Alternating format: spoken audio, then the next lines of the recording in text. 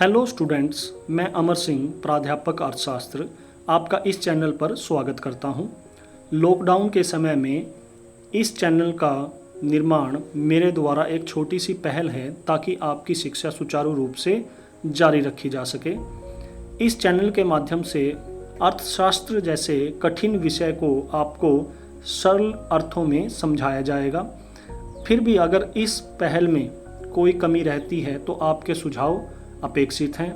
मैं यह उम्मीद करता हूं कि इस पहल का आपकी शिक्षा पर सकारात्मक प्रभाव रहेगा। इस चैनल को बनाने का उद्देश्य मैं और स्पष्ट करना चाहता हूं। इसमें आपको बोर्ड परीक्षाओं के जो 4 वर्षों के प्रश्न पत्र हैं उनके हिसाब से टॉपिक्स को समझाया जाएगा और उन टॉपिक्स को क्वेश्चन फॉर्म में करवाया जाएगा ताकि आप ये समझ सकें कि किस प्रकार क्वेश्चन आते हैं और उनको हमें किस प्रकार लिखना होता है। और ये जो भी आपको मैटर करवाया जाएगा वो टू द पॉइंट होगा ताकि आप उसको एज इट इज़ याद करके उसको अपने पेपर में लिख सकें और ज़्यादा से ज़्यादा मार्क्स ले सकें। स्टूडेंट्स, इस लेक्चर में मैं आपको मांग की लोच अध्याय के जो संख्यात्मक प्रश्न हैं और जो बहुविकल्पीय प्रश्न हैं वो मैं आपको करवाऊंगा। अगर आप इन क्वेश्चनों की प्रैक्टिस कर लेते हो तो इस चैप्टर से कोई भी संख्यात्मक प्रश्न अगर आएगा तो आप उसको आसानी से कर पाओगे। तो सीधे हम स्टार्ट करते हैं पहले प्रश्न से। एक वस्तु की कीमत 5 रुपये प्रति किलोग्राम से घटकर 4 रुपये किलोग्राम हो जाती है तथा उपभोक्ता ए उसकी वस्तु की मांग 4 किलोग्राम से बढ़ाकर 6 किलोग्राम कर देता है, यानी कि कीमत घटी, मांग बढ़ गई। इस स्थिति में मांग की कीमत लोच के बारे में अपने विचार स्पष्ट कीजिए। अब ये तो हमें समझ में आ रहा है कि कीमत घटने से मांग बढ़ रही है, लेकिन कितनी बढ़ रही है उत्पादक ये जानना चाहता है कितनी, ठीक है ना, तभी वो फैसला लेगा कीमत कम करने का। तो हमने आपको उसमें बताया था जब अनुपातिक विधि करवाई थी उसमें एक वो फॉर्मूला आपको बताया था कि P बटे में Q इंटू में डेल्टा Q बटे डेल्टा P और इससे पहले यहाँ माइनस। अब ये माइनस जो है ये पूरे इस सूत्र के सामने है, P और Q के सामने नहीं है, पूरे के सामने माइनस लगाते हैं। और उसी में आपको ये बताया जा रहा है क्यों लगाते हैं, क्योंकि जब एक वस्तु एक इनमें से जो इकोनॉमिक तथ्य है, चाहे कीमत है चाहे मात्रा है, मांग है, वो कम होगी, यानी कि क्योंकि विपरीत संबंध पाया जाता है कीमत के बारे में बीच में और मांग के बीच में। तो जब एक चीज कम होगी तो जो P या Q जो नई वाली आएगी वो कम होगी और पहले वाली ज्यादा होगी, तो डेल्टा P या डेल्टा Q कोई सा भी इन दोनों में से हो सकता है, एक ना एक माइनस में आएगा। जब माइनस में आ जाएगा तो ऋणात्मक संबंध होने के कारण मांग की जो कीमत लोच है वो भी माइनस में आएगी। लेकिन ये शुरू से ही एक परंपरा रही है कि जो लोच है वो हमेशा धनात्मक होनी चाहिए, तो उसी को प्लस करने के लिए, धनात्मक करने के लिए उससे पहले ही एक माइनस का चिन्ह लगा दिया जाता है। अब इसका वो फर्क क्या पड़ेगा ये आप इसी एग्जांपल से समझेंगे। तो यहाँ पर P कितनी है, P शुरू में है 5, P1 कितनी है जो नई कीमत है वो है 4, तो डेल्टा P यानी कि P1 माइनस P, तो 4 में से 5 घटा देंगे तो -1 हमारी क्या है, डेल्टा P। इसी प्रकार Q कितना है 4 और मांग बढ़कर कितनी होगी नई, Q1 6, तो डेल्टा Q कितना है 6 minus 4 is equal to 2 kilogram. तो अब इस फॉर्मूले में हमें इसको पुट कर देना है, ठीक है। इस फॉर्मूले में पुट करके डेल्टा P बटे ये माइनस P बटे Q इंटू में डेल्टा Q बटे डेल्टा P, इस सूत्र में हमें ये फिट करना है जो भी हमारे पास ये मात्राएं आ गई हैं। तो माइनस इससे पहले लगा दिया, P कितना है हमारा 5, Q कितना है 4 इंटू में डेल्टा Q कितना है 2, डेल्टा P कितना है 1। तो ये जो माइनस यहाँ पे है और ये जो माइनस है ये दोनों कैंसिल हो जाएंगे, ये इससे कट जाएगा, तो ये कितना आ गया, तो ये हमारा आ गया 2.5, 5/2 आ गया ना, तो 5/2 को जब हम करेंगे, या सीधा इसने क्या किया 5 से 2 को गुणा करके 10 और नीचे 4 आ गया, तो ये तब भी 2.5 आएगा। तो 2.5 का मतलब क्या, 1 से ज़्यादा, तो इसको हम क्या कहेंगे, इकाई से अधिक। इसका जो दूसरा पार्ट था, दूसरा पार्ट क्या है कि यदि उपरोक्त वस्तु x की मांग में कोई परिवर्तन न हो, तो इसका तो सीधा सा जवाब पता है, अगर कोई मांग में परिवर्तन ही नहीं हो रहा, कीमत में परिवर्तन आने से, तो ऐसी स्थिति में जो मांग की लोच होगी वो पूर्णतः बेलोचदार होगी। और उसका डायग्राम कैसा बनेगा, y अक्ष के समानांतर। दूसरा हमारा प्रश्न है कि एक वस्तु की कीमत में 10% कमी आती है और उसके कारण उसकी जो मांग है वो 100 इकाइयों से बढ़कर 120 इकाइयां हो जाती है, तो मांग की लोच ज्ञात करें। तो सबसे पहले हमने लिख लिया कीमत में प्रतिशत परिवर्तन कितना है, 10%। अब इसके सामने हमने माइनस क्यों लगाया, क्योंकि उसने क्या कहा 10% कीमत गिर जाती है। तो जहां पर कमी हुई है, यानी कि जो नई कीमत आई होगी वो कम होगी, पुराने वाली कीमत ज्यादा होगी। ठीक है, तो नए वाली कीमत में से कम में से हम ज्यादा पुराने वाली घटाएंगे तो माइनस में ही आएगा उत्तर। तो इसलिए 10% क्या है, माइनस में इसने लगाया है। अब मांग में प्रतिशत परिवर्तन कैसे निकाल सकते हैं हम, जो हमारे पास नई मांग है उसमें से हम पुरानी मांग को निकाल दें, 120 माइनस 100, और अंतर हम हमेशा कहां से उसकी गणना करेंगे, जो शुरुआती कीमत होगी या शुरुआती मांग होगी। मान लो हम कहीं जाते हैं, हम अपने घर से चलते हैं स्कूल के लिए, तो हम कितने किलोमीटर हमने कवर किया, हम कहां से उसकी तुलना करेंगे, अपने घर से जहां से हमने स्टार्ट किया है। तो स्टार्ट कहां से हुआ था, इसका 100 से, तो यहीं से हम इसको 100 को नीचे लिख देंगे और गुणा में जब 100 करेंगे तो क्या आ जाएगा, ये जो परिवर्तन है वो प्रतिशत में बदल जाएगा। तो 120 में से 100 निकालेंगे, 20/100 और इंटू में 100, तो ये 100 से कट गया, तो कितना आ गया, 20%।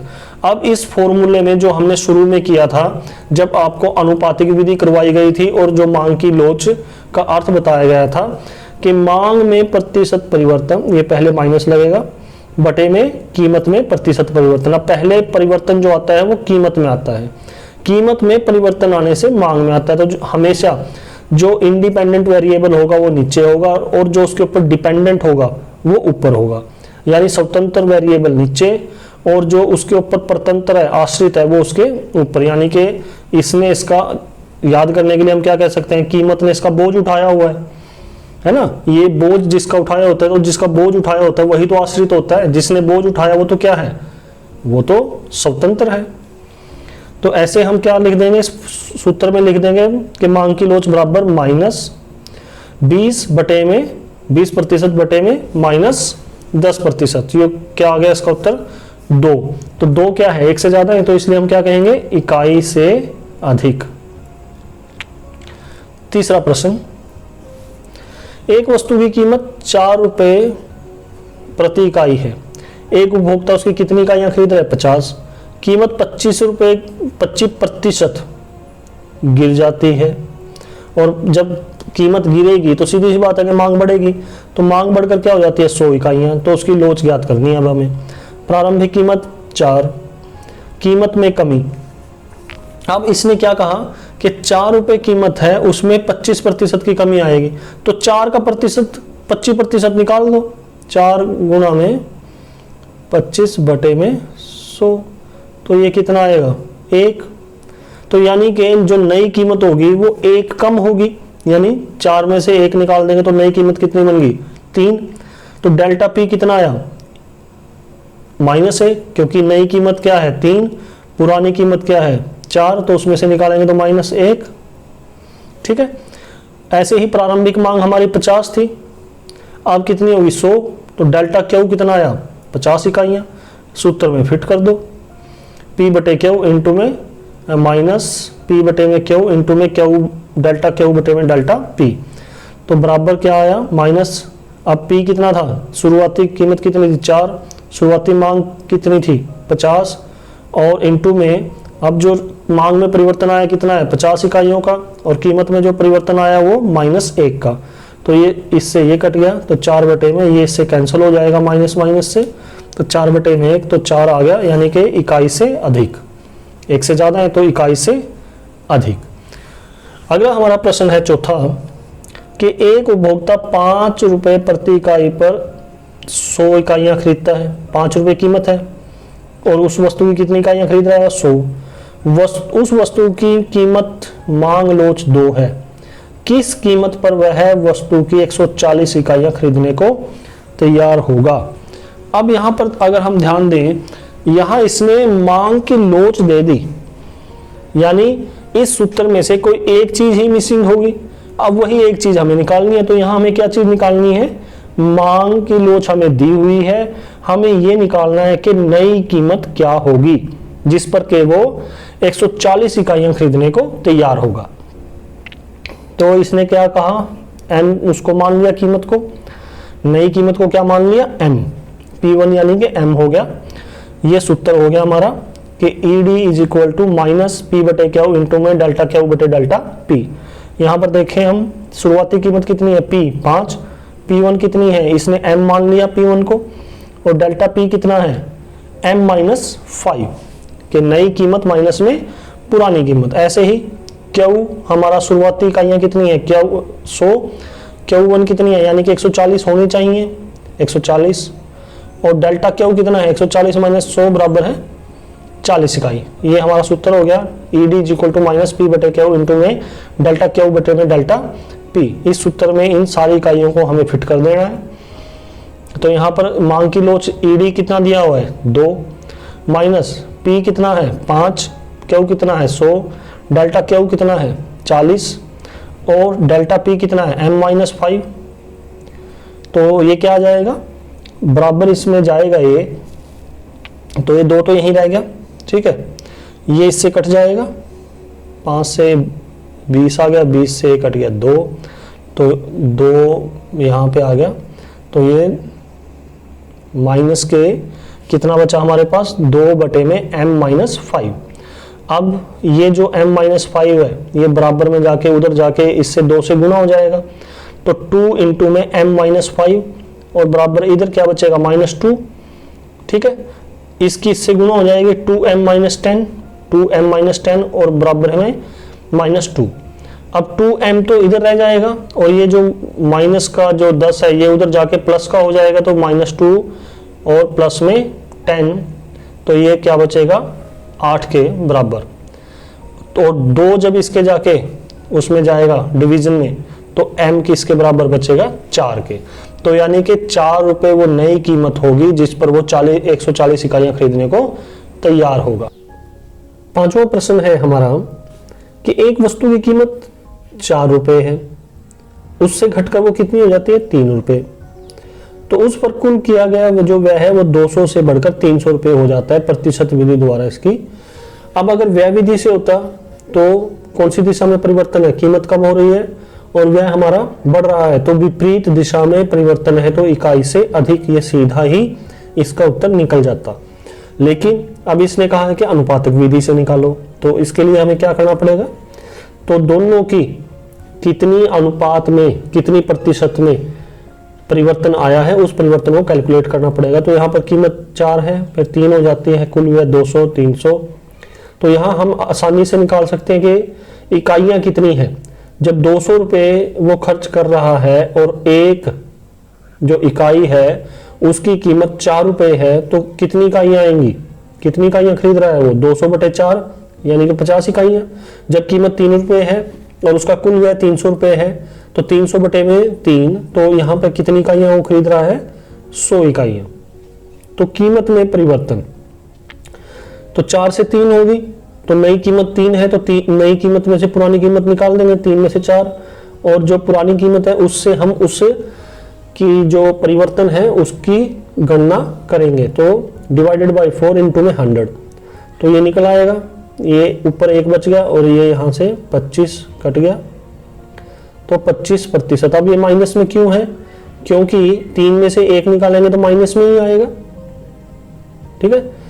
उसके बाद 50 से 100, ठीक है, तो 100 नई होगी मात्रा, 50 पुरानी है, और 50 से ही हम इसकी गणना करेंगे, जो पुरानी है नीचे आ जाएगी, और इंटू में 100, तो ये कितना बचेगा? यहाँ पे 50 बच गया, तो 50 से 50 कट जाएगा, और ये 100%। अब हमारा जो फॉर्मूला है उसमें इसको पुट कर देंगे, ED is equal to minus मांग में प्रतिशत परिवर्तन बटे में कीमत में प्रतिशत परिवर्तन। मांग में प्रतिशत परिवर्तन हमने कैलकुलेट किया 100% और कीमत में हमने जो कैलकुलेट किया वो -25%।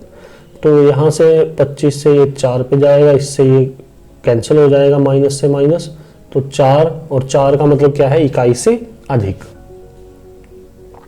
उसके बाद छठा क्वेश्चन हमारा है कि एक वस्तु की कीमत 5 से बढ़कर 6 हो जाने पर उसकी जो मांग है वो 10% कम हो जाती है। 10% कम है ये, ठीक है। तो मांग की कीमत लोच ज्ञात करें।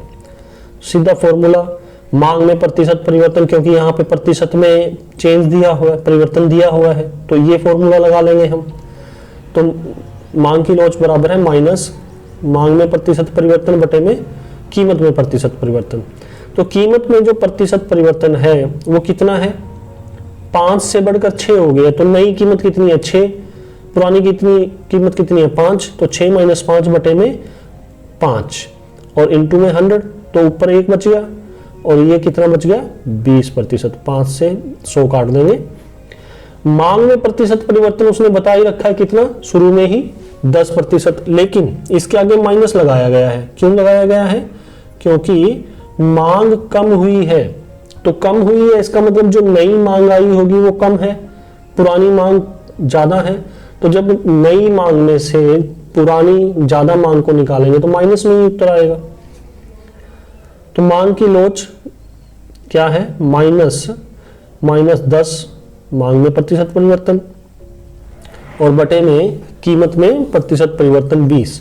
तो ये माइनस से माइनस तो ये कैंसिल हो जाएगा यहाँ पे और ये आ जाएगा 1/2 यानी कि 0.5, इकाई से कम, 1 से कम हो गया ना।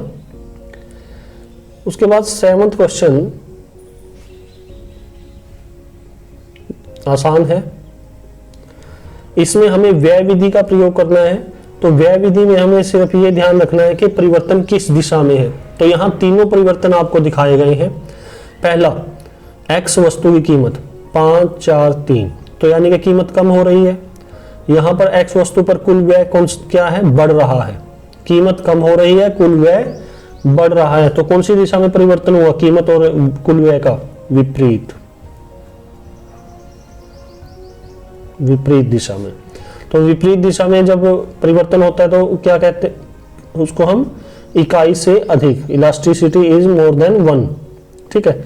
अब यहाँ पर y वस्तु का ले लेते हैं, 5, 4, 3, यानी कि कीमत कम हो रही है। कुल व्यय पर कोई असर है, कोई असर नहीं। तो कोई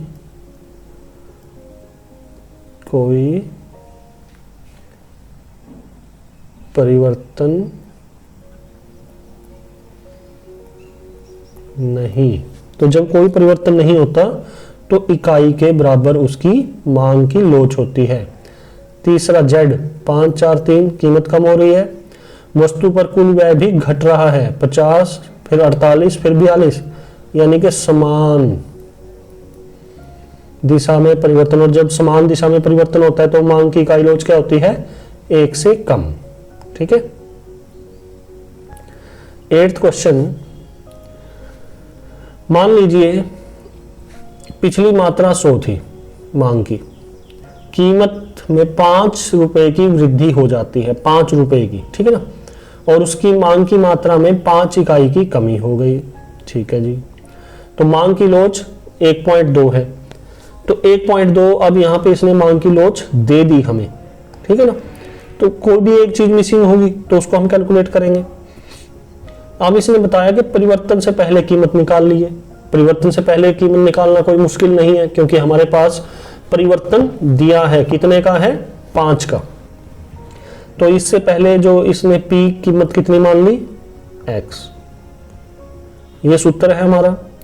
तो ED यहाँ पे 1.2 दी है, p है x, Q है 100, डेल्टा p कितना हुआ 5 और डेल्टा Q कितना हुआ -5, क्योंकि 5 इकाइयों की कमी हुई है। तो जिसमें कमी हुई है माइनस तो उसी का आएगा, क्योंकि उसकी जो नई मात्रा है वो कम है और पुरानी मात्रा ज्यादा है। तो नई में से जब पुरानी निकालेंगे तो माइनस में उत्तर आ जाएगा, तो -5। अब इसमें पुट कर दिया, इसमें हमने -x, p कितना है x, q कितना है 100, डेल्टा हमारा क्यू कितना है -5 और डेल्टा पी कितना है 5 और ये ईडी अब हो गया 1.2। ठीक है, अब यहाँ पे माइनस लग गया, तो अब इसको कैलकुलेट जब हम करेंगे तो ये माइनस से माइनस कैंसिल, ठीक है, ये 5 से 5 कैंसिल, तो ये क्या बच गया x डिवाइडेड बाई 100 और इसके बराबर में क्या है 1.2। अब 1.2 को 100 से गुणा करेंगे तो 120। तो परिवर्तन से पहले कीमत कितनी है, क्योंकि हमने x क्या माना था, x हमने माना था परिवर्तन से पहले की कीमत, तो ये कितना है 120। लास्ट क्वेश्चन हमारा है 9th कि 10 रुपये प्रति इकाई कीमत पर एक वस्तु की 40 इकाइयां खरीदी जाती हैं। मांग की कीमत लोच -2 है। वस्तु की कीमत में 2 रुपये प्रति इकाई की कमी हो जाती है। नई कीमत पर मांग की मात्रा ज्ञात कीजिए। अब यहाँ ध्यान देने वाली बात क्या है, यहाँ पहले ही मांग की जो लोच है वो माइनस में दे दी है -2। तो अब इन क्वेश्चनों को कैसे हम सोल्व करेंगे, आसान है, सिर्फ एक ही चीज का ध्यान रखना है। इस प्रश्न में मांग की लोच से पहले ऋणात्मक चिन्ह दिया गया है, इसलिए मांग की लोच के सूत्र से पहले हम ऋणात्मक का प्रयोग नहीं करेंगे। क्यों नहीं करेंगे, क्योंकि उसने पहले ही माइनस दे दिया। एक ही माइनस चाहिए हमें, चाहे तो हमारे राइट हैंड में हो चाहे लेफ्ट हैंड में हो, एक ही रखना है हमें, क्योंकि वही उसको धनात्मक बना देगा, कैंसिल कर देगा जो माइनस आएगा। ठीक है ना, तो एक तरफ लगाना है, तो यहां पर इसने पहले हमें लेफ्ट हैंड में दे दिया -2। ठीक है, हमारे सूत्र के यहां पे ED delta P 2 P 10 Q 40। अब इसमें डाल दो कि डेल्टा क्यू अभी हमें पता नहीं है, बटे में डेल्टा पी कितना है -2 इंटू में डेल्टा क्यू कितना है 10 और जो हमारा पी कितना है हमारा 10 और क्यू कितना है हमारा 40।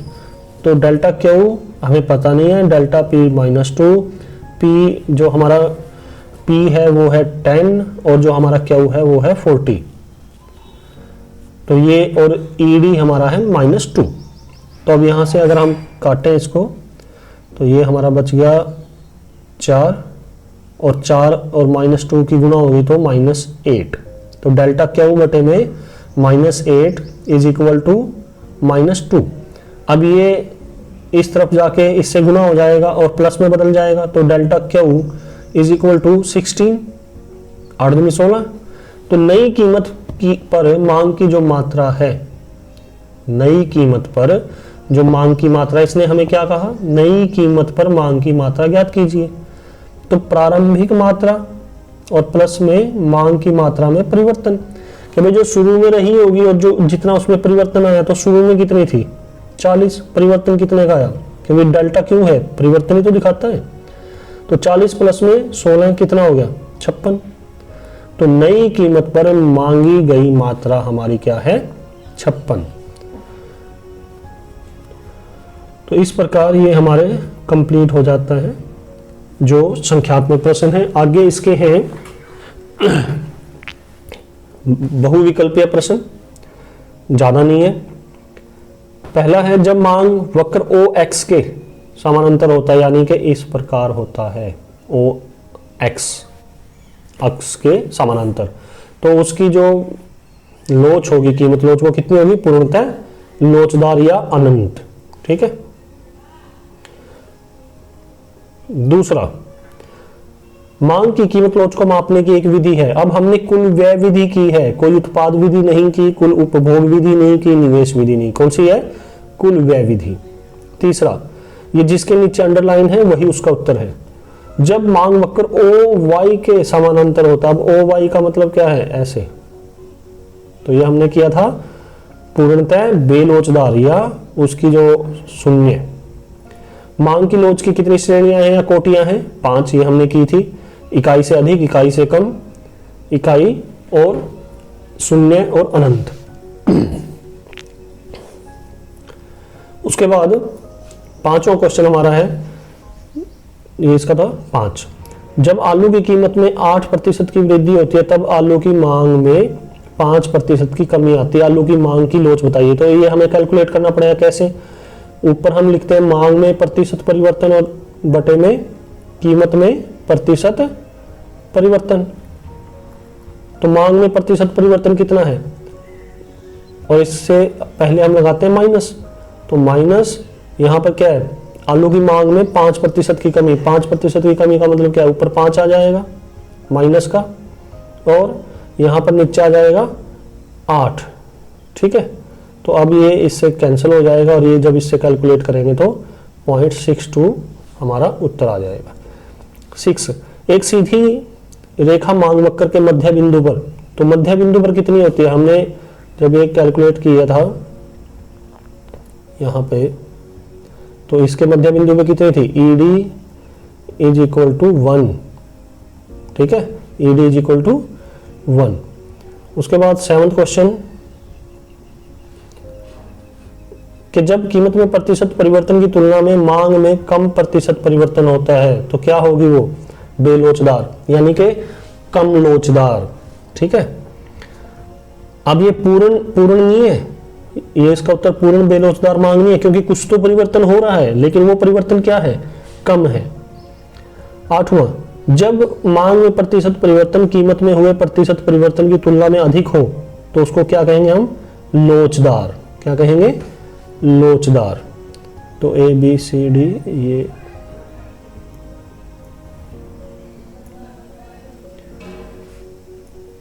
9th, जब मांग वक्र OY अक्ष के समानांतर होता है, OY, ये रिपीट हो गया ये क्वेश्चन, शून्य। 10वां, एक आयतकार अति परवलय मांग वक्र के सभी बिंदुओं पर मांग की लोच होती है। अब ये डायग्राम कैसा होता है, ये इस प्रकार होता है। इस प्रकार के मांग वक्र के प्रत्येक बिंदु पर मांग की जो लोच होगी, इस पे इस पे इस पे इस पे इस पे सभी बिंदुओं पर। तो ये तुम्हें याद रखना है बस कि एक आयताकार अति परवलय, इसको हाइपर रेक्टेंगुलर हाइपरबोला भी बोलते हैं इंग्लिश में, इसके प्रत्येक बिंदु पर मांग की जो लोच होगी वो इकाई के बराबर होती है। 11वां, यदि वस्तु की कीमत में 8% से घटकर 6 हो जाती है और मांग बढ़कर 200 से 250 हो जाती है तो प्रतिशत विधि के द्वारा मांग की लोच ज्ञात कीजिए। तो ये हमें कैलकुलेट करना है किस प्रकार से, वैसे ही कि P/Q इंटू में डेल्टा Q/डेल्टा P, और ये माइनस पहले। ठीक है ना, तो इस प्रकार से हम इसको कैलकुलेट कर लेंगे, इसका जो उत्तर आएगा। अभी जो आपको ऊपर सारे क्वेश्चन करवाए गए उससे आप आसानी से इसको कैलकुलेट कर सकते हैं। तो ED इज इक्वल टू 1। ऐसे ही हमारा नेक्स्ट क्वेश्चन है 12th, कि यदि किसी वस्तु की कीमत 4 रुपए से घटकर 3 हो जाती है तो मांग बढ़कर 100 से 125 हो जाए तो प्रतिशत विधि। तो इसका भी उत्तर ED इज इक्वल टू 1। ये भी आपको ऐसे ही करना है calculate, P/Q minus P/Q into में डेल्टा Q/डेल्टा P। 13वां क्वेश्चन, पूर्णतः लोचदार मांग वक्र से क्या अभिप्राय है। तो पूर्णतः लोचदार मांग वक्र क्या है कि कीमत में सूक्ष्म यानी थोड़ा सा भी परिवर्तन होने पर मांग की मात्रा में अनंत परिवर्तन का होना। तो इसको हम कैसे दिखाते हैं, ये एक्स अक्ष के समानांतर। ठीक है, तो ये है हमारा पूर्णतः लोचदार मांग वक्र। उसके बाद पूर्णतः बेलोचदार मांग वक्र से क्या अभिप्राय है। पूर्णतः बेलोचदार मांग वक्र वह होता है जिसमें कीमत में परिवर्तन से मांग की मात्रा में कोई परिवर्तन नहीं पड़ता। यहाँ पर चित्र में दिखाया गया है DD पूर्णतः बेलोचदार मांग वक्र है। ठीक है, ये OY अक्ष के समानांतर होता है। 15वां, के रेखा चित्र के द्वारा, ये आपके एक नंबर में या दो नंबर में आ सकते हैं क्वेश्चन। रेखा चित्र के द्वारा मांग की लोच को दर्शाइए, पूर्णतः लोचदार और पूर्णतः बेलोचदार। तो पूर्णतः लोचदार OX अक्ष के समानांतर, पूर्णतः बेलोचदार OY अक्ष के समानांतर। ठीक है, उसके बाद 16वां क्वेश्चन है, बिंदु सापेक्ष विधि द्वारा मांग की लोच को मापने का सूत्र लिखा था। बिंदु विधि द्वारा मांग की लोच को मापने का सूत्र, तो बिंदु सापेक्ष विधि भी कह देते हैं इसको, बिंदु विधि भी कह देते हैं। ठीक है ना, तो इसका उत्तर क्या है? मांग की लोच बराबर है मांग वक्र का निचला भाग बटे में मांग वक्र का ऊपरी भाग। जैसे ये है, ये दोनों सिरों पे मिला होता है, तो किसी भी बिंदु पे हमें अगर कैलकुलेट करनी है तो हम क्या करेंगे? मांग वक्र का निचला भाग और बटे में मांग वक्र का ऊपरी भाग। तो किसी भी हम बिंदु की इससे मांग की लोच ज्ञात कर सकते हैं। तो इस प्रकार हमारा ये टोटल जो टॉपिक है, आज का लेक्चर है, वो यहीं पर समाप्त होता है। इसका जो PDF है आप वीडियो के डिस्क्रिप्शन से जाकर डाउनलोड कर सकते हैं। धन्यवाद। स्टूडेंट्स, इससे रिलेटेड जो PDF है वो आप इस वीडियो के नीचे डिस्क्रिप्शन में जाकर वहाँ जो एक लिंक दिया गया है उससे डाउनलोड कर सकते हैं। ये जो भी आपको नोट्स प्रोवाइड करवाए जा रहे हैं, ये हरियाणा बोर्ड और दूसरे बोर्ड्स में जो क्वेश्चंस आ चुके हैं उनके बेस के ऊपर ही आपको ये क्वेश्चन करवाए जा रहे हैं। और 2017, 18, 19 और 20 के जो प्रश्न पत्र हैं वो लगभग इनमें कवर हैं। तो आप इसको PDF से अपनी कॉपी में उतार सकते हैं। धन्यवाद।